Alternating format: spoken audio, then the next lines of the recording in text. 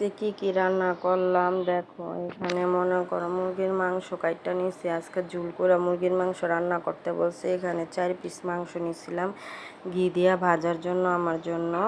পরে গিয়ে এখানে আবার করলাগুলো কাইটটা নিলাম, মনে করো আরও অনেক সবজি তো কাইটটা নিছি, আগে মাছ মুছ সবই কাইটটা নিছি। এখানে মনে করো মাংসটা বসায় দিছি সুন্দরভাবে। মাংসটা কষানো হইলে তারপরে সেনা ঝুল দিব। আজকে ঝুল করে মাংস রান্না করতে কইছে। পোলা পানি কদিন তো বুনা বুনা খাইছে।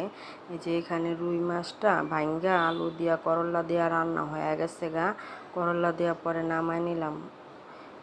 এই যে দেখছো করলা দিলাম, দিয়া নামাই নিলাম। ওইখানে মনে করো ওই যে ধুন্দুলের জন্য মনে করো বসাইছি, তেলটা একটু দিলাম, সরষার তেলটাও শেষ হয়ে গেছে। এখানে ভাত হয়ে গেছে, ভাতের ঠিকাটা উঠায় নিছি। ভাত গিনিরে সুন্দর করে ইটারে পাইলাটারে পরিষ্কার করে নিলাম। যে এখানে বেসিনটাও মনে করো ময়লা, পোলা পানি এটা ফালা ওইটা ফালায়।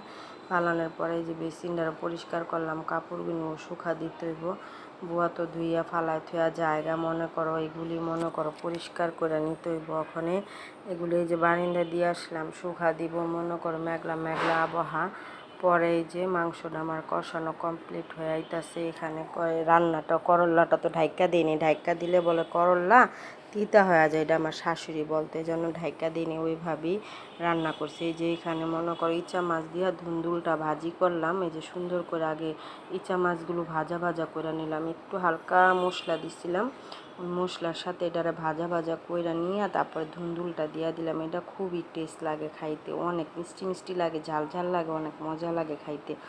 পরে এই যে এখানে একটু টক দই খাইয়া নিতাছি, পেটে খুব গ্যাসের সমস্যা করতেছে।